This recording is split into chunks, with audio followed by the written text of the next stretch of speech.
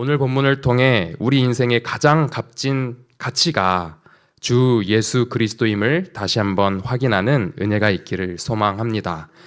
지난번에 이어 저희는 빌립보서 말씀을 보고 있습니다. 지난번에는 예수님의 그 낮아지심은 결국 교회를 살리시기 위함이셨기에 우리의 낮아짐도 나의 의를 드러내기 위함이 아니라 공동체를 살리기 위한 낮아짐이라는 말씀을 드렸습니다.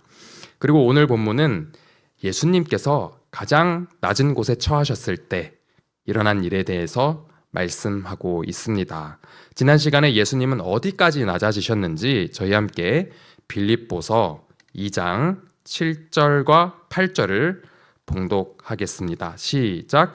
오히려 자기를 비워 종의 형체를 가지사 사람들과 같이 되셨고 사람의 모양으로 나타나사 자기를 낮추시고 죽기까지 복종하셨으니 곧 십자가에서 죽으심이라. 아멘. 다음 주 월요일부터 시작되는 고난주간을 통해 저희가 묵상할 예수님은 낮아지신 예수님입니다. 예수님 두 부분으로 낮아지셨습니다. 비우심 그리고 십자가에서 죽으심이죠. 가장 첫 번째는 7절의 말씀처럼 예수님의 비우심입니다. 여기 기록된 비움, 이 케노시스는 온 우주를 통치하시는 주관자로서의 그 신적 권위를 비워내시고 오히려 종의 형체로서 인성을 취하셨다라는 겁니다. 그런데 인간은 저희들은요, 자기 안에 자기가 가득 차 있는 존재이죠. 그런 노래도 있죠. 가시나무새 가사 중에 내 속엔 내가 너무 더 많아. 제가 아내와 함께 그런 이야기를 했었어요. 이제 저는 취미가 카메라 촬영하는 건데 카메라에 한때 이렇게 확 꽂힌 적이 있었어요. 근데 아내는 안 된다. 돈 나갈 땐 많다. 그래서 근데 제가 포기하지 않고 그 노래를 불렀죠. 내 속엔 내가 너무 더. 그걸 포기할 수가 없는 거예요, 카메라를. 근데 결국에는 중고로 샀는데 네, 이처럼 저희는 저희 안에 저희가 너무 많죠. 그런데 예수님은 우리와 달리 온 우주에 대한 고난을 가지셨음에도 그 모든 것을 자기에게로부터 비워내어 우리와 같이 되셨는데, 우리와 똑같이 됐다라는 게 아니라 우리와 같이 되셨는데 어떤 형체를 입으셨냐면요, 바로 종의 형체를 가지셨다라고 합니다. 즉 예수님께서 단순히 우리와 똑같은 인간, 즉 내 속에 내가 너무 많은 이기적이고 자기중심적인 인간과 똑같은 모습이 아니라 인간과 같되 종의 형체를 가지셨다라는 말씀을 하고 계십니다. 종의 형체, 이 형체란 본질상이라는 말입니다. 즉 이것은 종의 모습을 흉내내신 것이 아니라 진짜 본질적으로 종이 되셨다는 말씀입니다. 우리는 종이 될 수도 되려고 하지도 않으려는 존재이죠. 우리 힘만으로는요. 왜냐하면 우리는 내 속에 내가 너무 많은 존재일 뿐더러 비워내기를 힘겨워하기 때문입니다. 그런데 예수님은 그 신적 권위마저도 내려놓으시고 본질적으로 종, 바로 노예 그 자체가 되셨습니다. 예수님은 왜 자신을 비우시고 본질상 종이 되셔야만 했을까요? 예수님께서 종의 형체를 가지신 이유는 다름 아닌 바로 저희 때문이죠. 우리가 자기 자신으로 가득 차 있어서 하나님께 순종하지 못하는 것을 안타깝게 여기셔서 우리 대신 종이 되어주신 것입니다. 예수님은 우리 대신 종이 되어주셔서 하나님께 순종하셨습니다. 그리고 그 순종은 어디까지 이어졌냐면 십자가까지 내려가죠. 성경이 예수님께서 가장 낮은 곳까지 낮아지셨다라고 합니다. 우리 삶의 가장 낮은 곳, 가장 피하고 싶은 곳은 아마도 죽음일 것입니다. 그러나 누구도 피할 수 없는 자리이기도 하죠. 그런데 가장 낮은 자리, 그 죽음에도 여러 형태의 죽음이 있죠. 누군가는 칭송받으면서 죽는 사람들도 있을 것이고, 누군가는 또 사고로 죽음을 맞이하든지 아니면 참혹한 죽음을 맞는 경우도 있을 것입니다. 그런데 그 어떤 죽음보다 가장 낮은 죽음, 즉 가장 피하고 싶은 죽음은 십자가 죽음입니다. 십자가는 단순한 사형이 아니라 한 사람의 인격을 무참히 짓밟고 이 대중들에게 공개적으로 수치를 주며 인간 이하의 취급을 함으로써 이 사람의 영향력을 부끄러운 것으로 만들어버려서 그 누구도 이 사람과 관련되지 않게끔 만들 수 있습니다. 아, 저 사람이랑 엮이면 안 되겠구나 라는 생각이 들게 하겠죠. 그리고 모두가 예수님을 외면하고 등을 돌렸습니다. 그리고 신명기 21장 23절에 기록된 것처럼 십자가는 심지어 하나님께로부터 버림받는 장소이기도 했습니다. 이처럼 십자가는 가장 수치스럽고 고독하고 외로운 그런 형벌이었습니다. 가장 낫다라는 표현으로는 부족한 것이죠. 예수님은 실수로 이 종의 형체를 가지신 것이 아닙니다. 아이쿠야 하면서 잘못 선택했다 해서 십자가를 선택하신 게 아니라는 말씀이죠. 예수님께서 본체 하나님이시지만 하나님과 동등됨을 취하시지 않으시고 자기를 비워 오히려 종의 형체를 가지신 이유는 바로 이 십자가 형벌을 지기 위하심이었다라는 겁니다. 혹자는 믿지 않는 사람들은 이럴 수 있습니다. 하나님이 왜 그러셨대? 왜 그러셨겠뇨? 바로 우리 때문입니다. 율법 아래에서 저희는 율법 아래서 영원한 심판을 받아 마땅했던 저주를 받는 십자가에 달릴 장본인들이었습니다. 그런데 이 율법 아래서 영원히 자유로울 수 없는 저희를 아신 예수님께서 스스로 자기를 비우셔서 말씀이 육신되어 우리 대신 기꺼이 십자가에 달리신 겁니다. 그렇게 예수님은 우리를 위해 가장 낮은 곳까지 이르러 자신의 생명을 내어주셨습니다. 그리고 요한복음 19장 30절에 따르면 예수님은 가장 낮은 곳에서 다 이루었다라고 말씀을 하시고 숨을 거두시죠. 이 또한 우리와도 너무나도 다르십니다. 아마 누군가는 저 자리에 달렸다면, 그 십자가에 달렸다면 아마 억울해하면서 내가 이렇게 죽을 수는 없어 라고 절규하며 이 생에 대한 미련을 하소연할 수 있습니다. 그런데 예수님은 오히려 그 가장 낮은 곳에서 다 이루었다라고 말씀을 하십니다. 이 다 이루었다라는 말은 잘 알고 계시다시피 당시 상거래에서 사용되던 용어로서 모두가 잘 아시는 그 할부의 개념에서 나온 것입니다. 이 마지막 할부 금액을 다 지불했을 때 영수증에 값이 다 지불되었음이라고 말을 적을 때 사용되었습니다. 여기 계신 분들 중에 자동차를 현금으로 일시불로 계산하시는 분들은 아마 극히 드무실 겁니다. 아마 은행의 도움을 받아서 할부를 내시겠죠. 그리고 그 할부를 내고 하시다가 마지막 그 할부를 딱 다 내셨을 때 기분이 어떠십니까? 아주 좋으시죠. 그리고 무슨 생각이 들냐면 이 차는 이제 은행차가 아니라 누구의 거예요? 내 거다라는 겁니다. 예수님께서 우리를 죄와 사망의 종이었던 우리의 모든 빚을 대신 속전하시고 우리를 사신 것입니다. 또 고대의 신부를 얻기 위해 자신의 남편으로서, 그 아내의 남편으로서, 또 아빠로서, 그 가장으로서 이 능력을 증명하기 위해 신부의 몸값을 지불했던 것과 같이 예수님은 우리를 위하여 이 몸값을 지불하신 것입니다. 우리는 이것을 속량, 값을 다 치루었다라고 합니다. 이제 우리는 누구의 것입니까? 여전히 이 믿음 없이 율법의 심판을 기다리는 죄의 종입니까? 아니면 예수님의 속량으로 자유를 얻은 예수님의 것입니까? 저희는 예수님의 것입니다. 예수님께서 우리를 위하여 십자가에 달리신 사건은 우리가 달려야 했던 이 십자가를 예수님께서 대신 지심으로 우리 모든 빚을 탕감해 주신 사건입니다.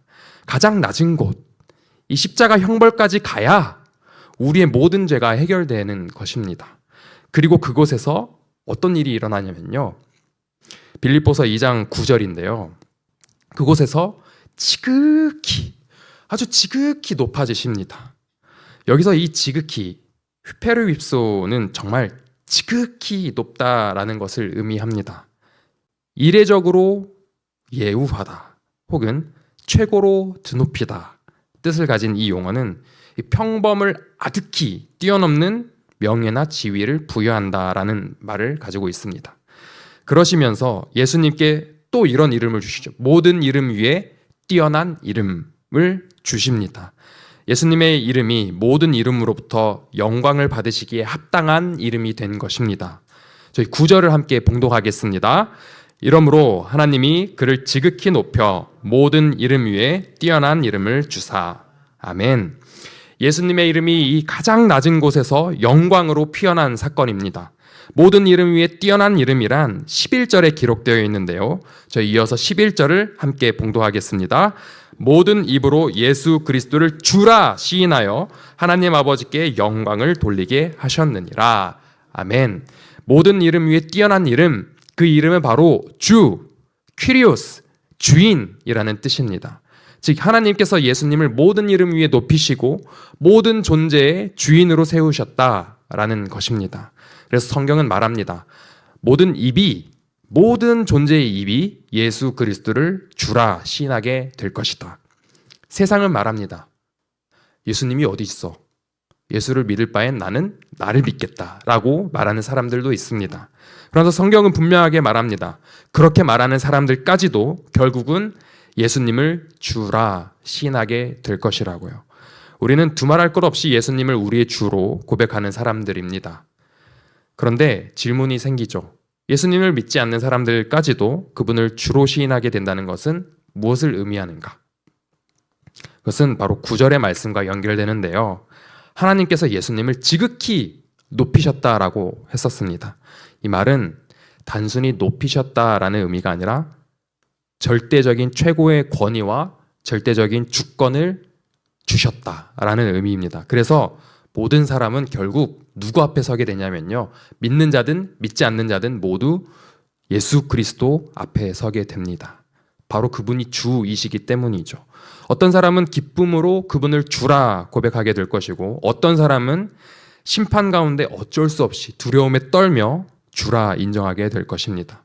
왜냐하면 예수님은 단순한 스승이 아니라 모든 것을 다스리시는 바로 주가 되셨기 때문입니다. 우리는 본래 죄의 종이었고 사망의 권세 아래에 있던 자들이었습니다. 스스로 그 자리에서 벗어날 수 없었습니다. 이 율법의 심판에서 말이죠. 그런데 예수님께서 이 십자가를 통해 우리의 죄값을 대신 지불하시고 우리를 이 율법의 심판의 권세에서 건지신 것입니다. 그래서 이제 우리는 억지로 복종하는 종이 아니라 은혜로 구원받은 주의 백성이 된 것이라고 말합니다. 그리고 그 구원의 길은 분명합니다. 예수 그리스도를 주로 시인하는 것입니다. 중요한 것은 바로 이것입니다. 우리는 지금 우리의 입술로 예수 그리스도를 주라 시인하는가입니다. 우리는 오늘 여전히 내 안에 내가 너무 많아서 연약한 자로 남아 있을 수 있습니다. 그러나 우리는 우리 힘으로 이곳에서 벗어나는 것이 아니라 예수가 우리의 주인이시기에 이 자리에서 벗어날 수 있는 것입니다. 그래서 우리는 그렇게 고백해야 되는 날마다 예수님이 나의 주인이십니다 라고 고백하며 예수님을 따라가야 하는 것이죠. 예수님께서 십자가까지 낮아지셨을 때 결국 예수님의 영광이 드러났는데 이것은 다시 어디로 돌아가냐면 하나님의 영광으로 돌아갑니다.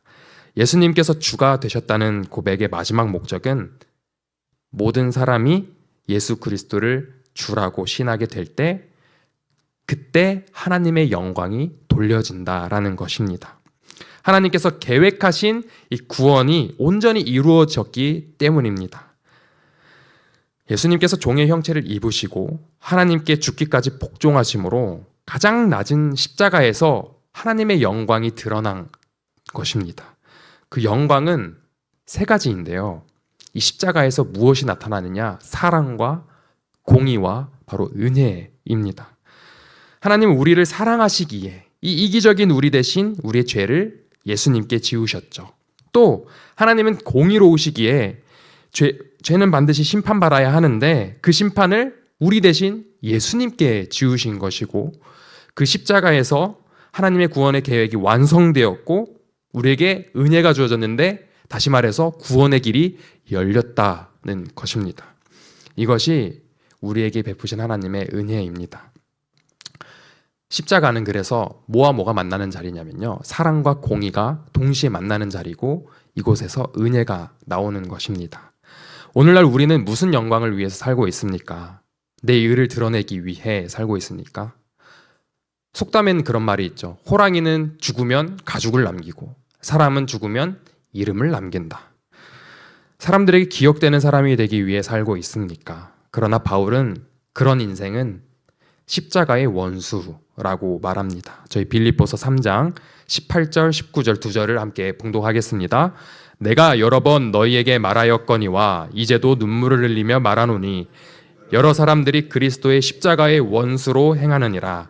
그들의 마침은 멸망이요 그들의 신은 배요 그 영광은 그들의 부끄러움에 있고 땅의 일을 생각하는 자라. 아멘.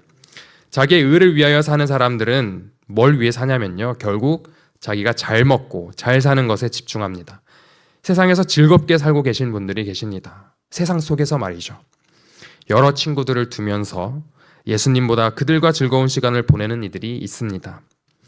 그러나 특별한 경우를 말씀드리자면 동업, 정말 절친한 너는 나의 평생 우애다, 중마고우다라고 생각하는 자들과 동업을 하신 분들은 아마 그들에게 배신을 당하고 모든 것을 탈취당한 경험들을 하신 분들이 계실 것입니다.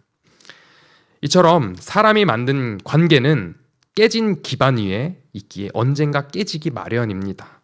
우리가 깨진 존재이기 때문이죠. 그 관계가 추구하는 것은 자기의 이익, 각자의 이익, 즉 자기들의 배밖에 모르는 것입니다.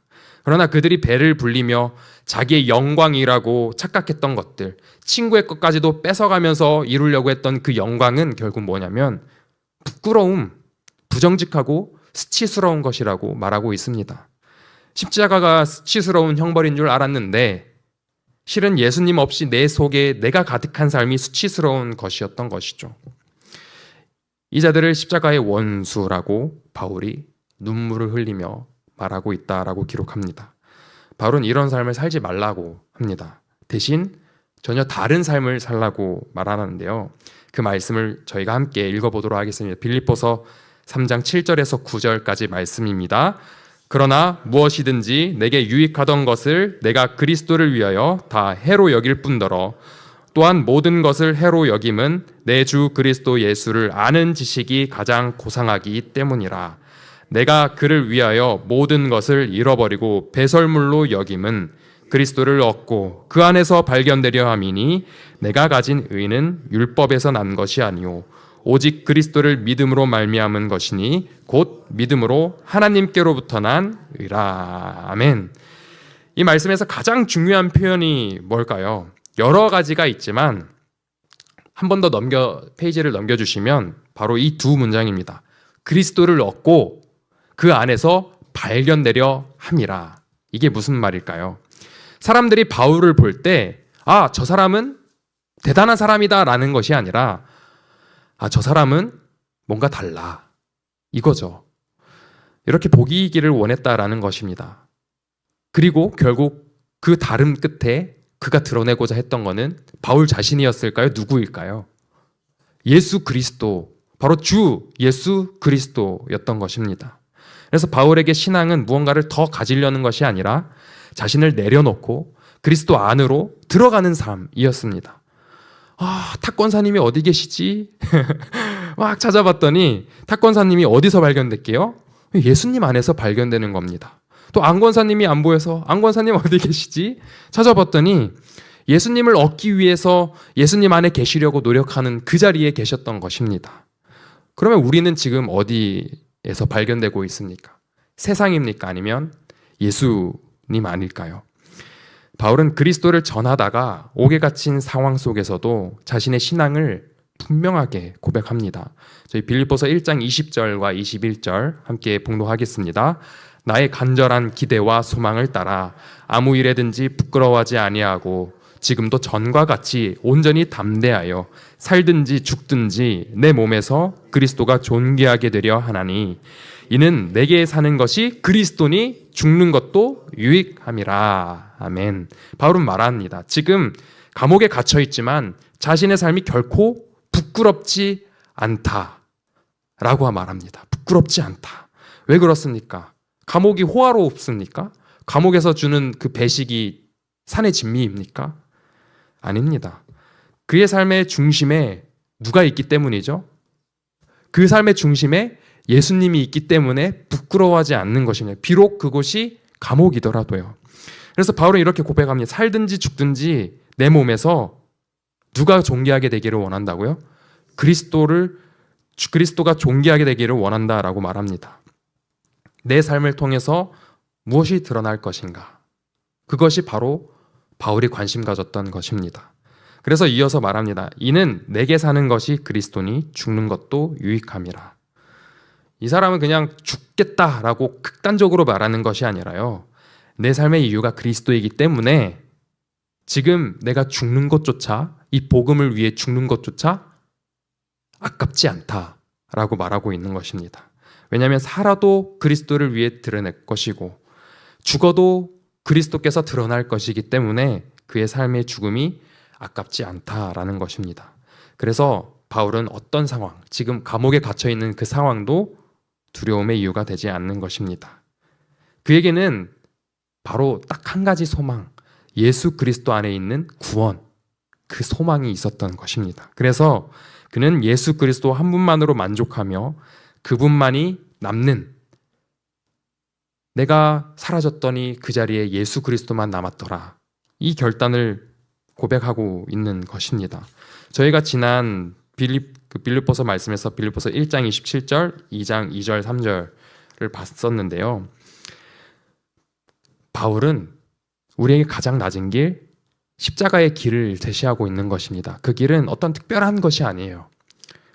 빌립보서에서 말하는 그 십자가의 길은 마음을 같이 하는 것, 협력하는 것, 그리고 자기보다 남을 낮게 여기는 것입니다. 이것이 십자가의 길입니다. 그리고 바울은 한 걸음 더 나아가 이렇게 말합니다. 그리스도 안에 거한다는 것은 그리스도와 함께 고난을 받는 것이다. 믿으십니까? 그리스도를 위하여 기꺼이 고난을 받으시겠습니까? 예수님의 길이 고난의 길이었기 때문입니다. 그래서 우리가 그리스도 안에 산다는 것은 그저 편한 길, 내가 드러나는 길, 내가 뭔가를 의를 드러내는 그 길이 아니라 그리스도를 따라 십자가의 길을 걷는 삶입니다. 때로는 손해도 보고, 때로는 낮아지는 것 같고, 때로는 인정을 못 받을 수도 있습니다. 하지만 바울은 말합니다. 그것은 실패가 결코 아니다. 오히려 주 예수 그리스도와 함께하는 삶의 증거다라고요. 우리가 주 예수 그리스도를 믿음으로 말미암아 하나님의 영광을 드러내는 길은 다른 데 있지 않습니다. 아까도 말씀드렸다시피 마음을 같이 하는 것, 협력하는 것, 자기보다 남을 낮게 여기는 것, 그것이 바로 십자가의 길이고 그곳에서 하나님의 영광이 드러나는 것입니다. 하나 되는 것은 정말 어렵습니다. 그 군대에서 무엇보다도 중요한 게 이 결집력인데요. 그 단체 생활을 하는 그곳에서 중요한 덕목 하나는 공동체를 위해 희생할 줄 아는 가치입니다. 이처럼 하나 되는 것은 쉽지 않습니다. 그러나 그곳에서 우리는 예수님을 발견하게 될 것이고 우리는 사라지고 예수 안에서 하나 된 교회를 발견하게 될 것입니다. 그리고 그 길은 거기서 끝나지 않습니다. 그 십자가의 길 끝에서 우리는 가장 찬란한 영광에 참여하게 되는데요. 어떤 영광일까요? 바로 부활의 영광을 우리는 발견하게 될 것입니다. 우리 모두 예수 그리스도를 주라 시인하며 가장 낮은 곳에서 피어난 그 부활의 영광에 참여하는 그런 그리스도인 되기를 간절히 소망합니다. 저희 이 시간 함께